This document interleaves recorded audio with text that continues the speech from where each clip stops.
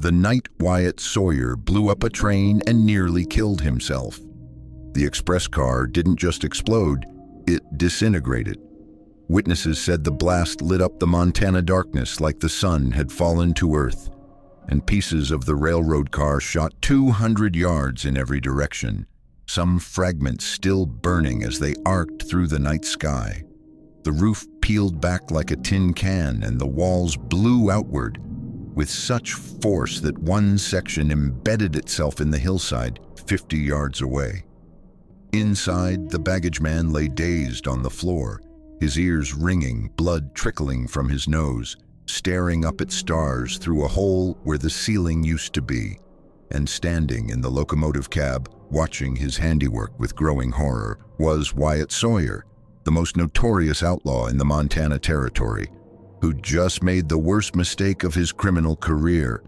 He'd used too much dynamite, way too much, and now half the territory was about to come hunting for him. Wyatt Sawyer wasn't born a criminal. He'd started as a ranch hand in Colorado, then worked as a mine foreman in Nevada, and briefly tried his hand at legitimate business in Salt Lake City. But somewhere along the way, honest work stopped paying enough and the temptation of easy money grew too strong. By 1898, at age 32, he'd assembled what newspapers called the most dangerous gang of train robbers west of the Mississippi, the Sawyer Syndicate. The syndicate was different from other outlaw gangs. Sawyer ran it like a business with careful planning, precise execution, and strict rules about unnecessary violence. His lieutenant was a stone-cold gunfighter named Jack Hollister, called the Preacher because he never cursed and quoted scripture before every job.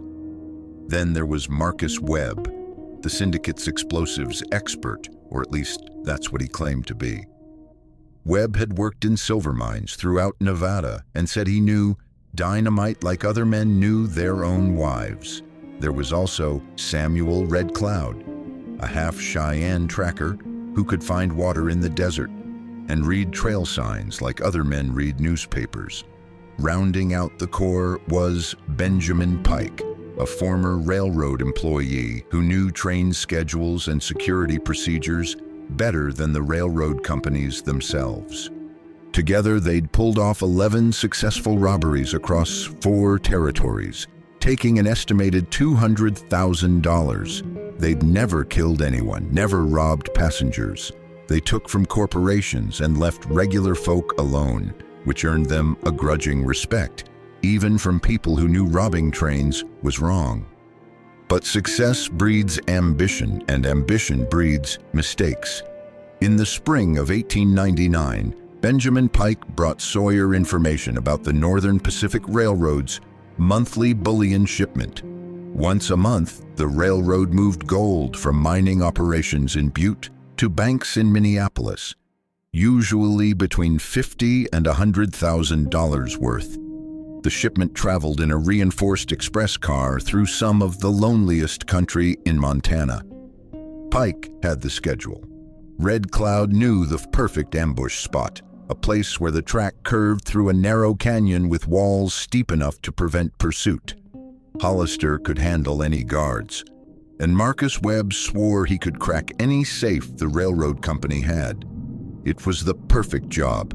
One last big score before they scattered to Mexico or Canada. Sawyer spent 6 weeks planning every detail, mapping escape routes, positioning relay horses, studying express car layouts.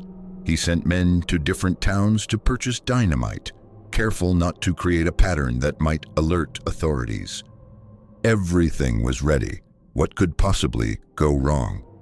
June 15th, 1899 came in hot and dry. At precisely 11:47 p.m., the syndicate was in position along the tracks in 16-Mile Canyon, about 15 miles south of Helena. They'd built a false signal using stolen railroad lanterns, red lights indicating danger ahead. They'd loosened several rails enough that an engineer would feel the bumpy track and slow down.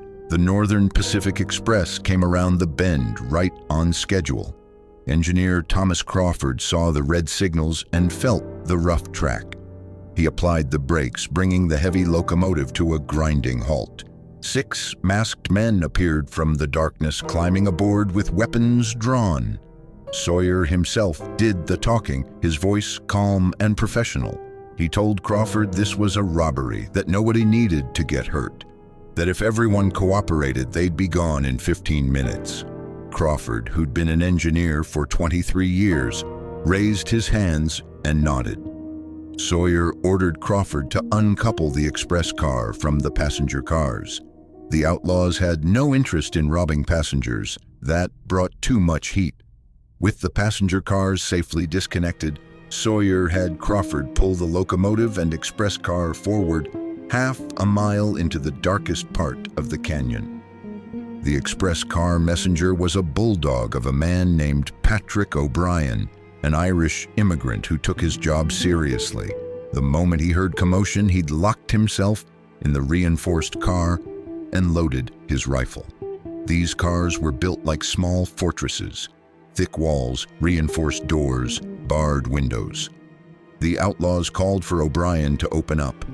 He responded with a rifle shot through one of the barred windows that nearly took Jack Hollister's hat off. They tried reasoning, threatening, promising he wouldn't be hurt.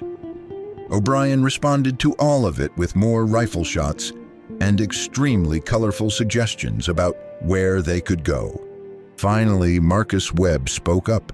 He'd use a small charge of dynamite on the door, just enough to blow the lock and hinges. They'd done it before. Webb knew what he was doing. They yelled a warning to O'Brien to get clear. The Irishman responded with another rifle shot. Webb placed what he swore was a carefully measured charge against the door, lit the fuse, and everyone took cover. The explosion blew the door completely off its frame and sent it spinning through the air, landing 40 feet away, embedded in the canyon wall. The concussion knocked O'Brien flat, but the safe remained locked, and O'Brien was now even more determined not to cooperate. The express messenger screamed that he didn't have the combination, that only company officials knew it.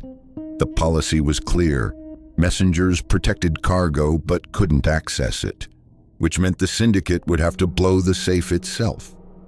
Marcus Webb had claimed to be an expert with dynamite. He'd worked in mines for years, he said. He knew how to calculate charges, how to crack safes without destroying their contents. What he didn't mention was that mine work was different from safe cracking, that there was a reason professional safe crackers spent years learning their craft. The safe was state-of-the-art, one of the new Magnus models that Northern Pacific had started using specifically because outlaws kept blowing up the old ones. It was thick iron with internal reinforcements designed to withstand both fire and explosives. Webb stood there in the darkness, looking at that safe, doing calculations in his head that were probably wrong from the start. He considered the thickness of the iron, the size of the safe, the charges they'd used on previous jobs. Then he doubled it, just to be safe, just to make sure. What Webb didn't account for was that the dynamite they'd purchased from different mining suppliers varied wildly in strength. Some was old, its nitroglycerin settling and concentrating, making it unpredictable. Some was fresh from the factory, more powerful than the weathered dynamite Webb was used to, and some had been stored improperly, exposed to temperature changes that altered its explosive properties. Webb packed what he thought was a reasonable charge around the base of the safe. In reality, it was probably 3 or 4 times more than necessary. He called one final warning to O'Brien to get out entirely. The Irishman, finally convinced these men were insane, stumbled out and took shelter behind a boulder. Then Webb lit the fuse and ran. The explosion didn't just open the safe, it vaporized it. People in Helena, 15 miles away, thought a munitions factory had exploded. The canyon walls amplified the blast, sending the sound rolling across Montana like thunder from hell itself. Every window in the locomotive shattered. The express car lifted 6 inches off its wheels, slammed back down, and began to disintegrate. The safe, half a ton of reinforced iron, fragmented into thousands of pieces that shot out like grape shot. The walls of the car blew outward, the wood splintering into millions of slivers. The roof flipped completely over, tumbled through the air, and crashed down in the stream bed 70 yards away. The blast created a fireball that lit up the night sky, visible for 20 miles. It bent the rails beneath the express car. It cracked rock faces in the canyon walls. It created a concussion wave that knocked every member of the syndicate off their feet. And the contents of that safe became projectiles. Gold coins, heated white-hot by the explosion, scattered across a 100-yard radius, some embedding themselves in wood and rock. Paper currency ignited midair, floating down as charred fragments or disappearing entirely in flames. Bearer bonds and banknotes became confetti, blown so far into the darkness that some would be found years later. Jewelry rained down like deadly hail. Wyatt Sawyer found himself lying on his back 20 feet from where he'd been standing, his ears ringing so loud he couldn't hear anything else, staring up at a night sky that was raining money and fire. For several long moments, nobody moved. Then Sawyer sat up, shook his head, and looked at what remained of the express car. It was gone, not damaged, gone. Just a twisted metal frame sitting on bent rails, surrounded by scorched earth and scattered debris. The fortune they'd risked everything for was spread across half the canyon. Sawyer turned and looked at Marcus Webb, who sat on the ground with a dazed expression, watching burning paper money drift past like fireflies. In that moment, Sawyer understood that Webb's expertise had been greatly exaggerated, that they'd just committed the most spectacular failure in train robbery history, and that the explosion had been so massive that every lawman in Montana Territory was probably already saddling up. But they couldn't just leave. They'd come this far. The least they could do was salvage something. Sawyer ordered everyone to spread out and collect whatever money they could find. The syndicate scattered through the canyon, grabbing gold coins that burned their hands, snatching at currency that was only partly burned, picking up jewelry and bonds and anything else that looked valuable. It was chaos. The coins were so hot they had to use leather gloves to pick them up. The paper money was either burned completely or singed around the edges, marked in a way that would make it recognizable. The smoke from burning money and wood created a haze that made it hard to see, hard to breathe, hard to think.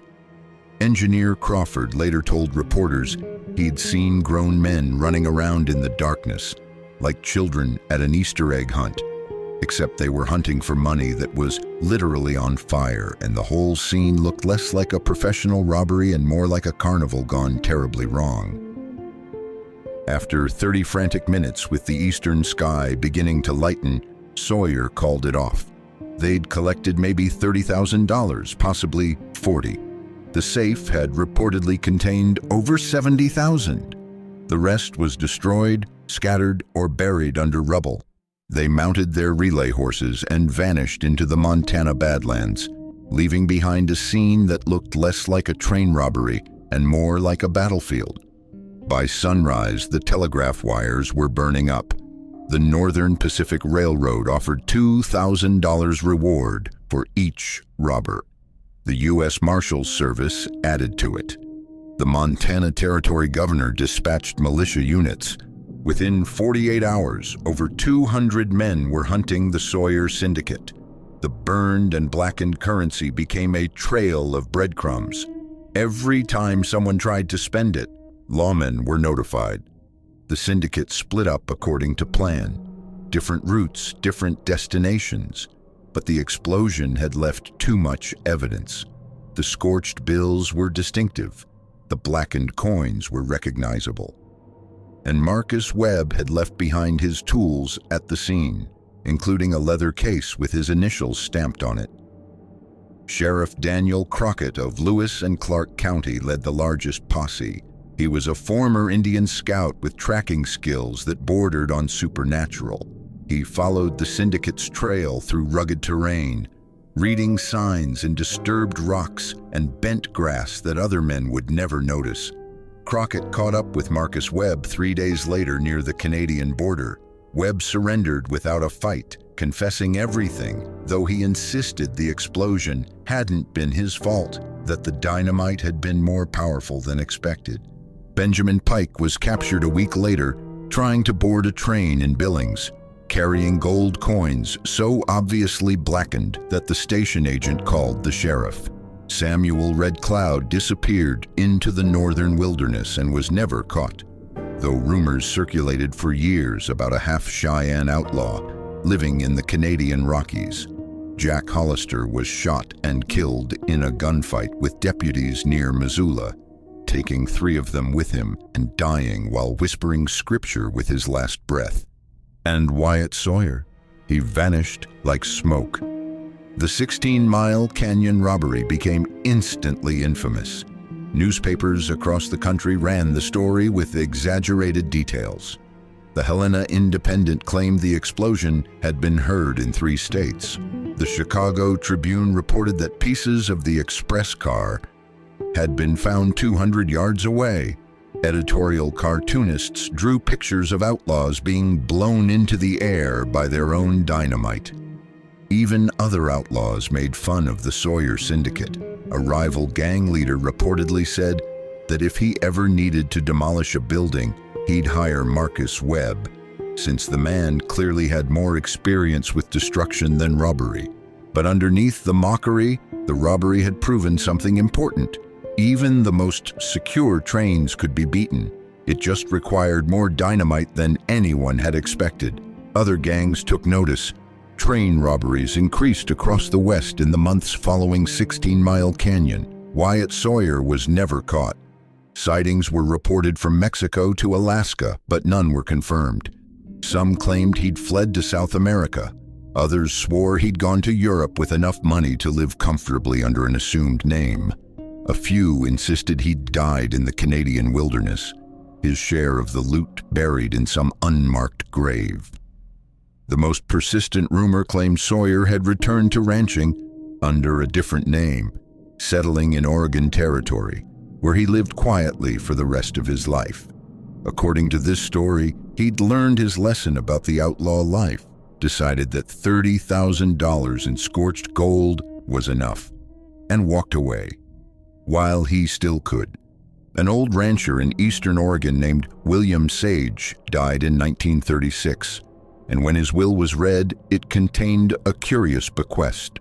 He left a strongbox to the Montana Historical Society, with instructions it shouldn't be opened until 1950. When they finally opened it, they found a collection of gold coins, blackened and scorched, along with a brief note that read, "Too much dynamite." Learn from my mistakes. W.S. Was William Sage actually Wyatt Sawyer?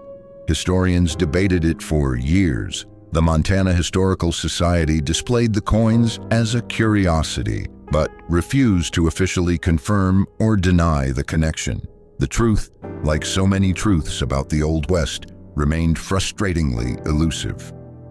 The 16-Mile Canyon robbery entered Western mythology not as a triumph, but as a cautionary tale. It showed that even the most careful planner could make catastrophic mistakes when things didn't go according to plan. It proved that sometimes your expert wasn't an expert, your perfect plan had fatal flaws, and your big score could literally blow up in your face. But it also showed something else, that even in disaster, even in failure, even when everything went spectacularly wrong, there was still a chance to salvage something. The Sawyer Syndicate might not have gotten the full $70,000 they'd hoped for, but they got enough to disappear, enough to start over somewhere else, enough to become legends. On quiet summer nights in 16-Mile Canyon, local folks swear you can still hear echoes of that explosion rolling off the rock walls. They say if you're there at just the right time, you might see a flash of light and feel the ground shake. And if you look very carefully in the morning light, you might find a blackened gold coin lying in the dirt. A reminder of the night Wyatt Sawyer used too much dynamite and nearly killed himself for $30,000 in scorched gold. A reminder that in the outlaw business, as in life, sometimes your biggest disaster becomes your most memorable achievement.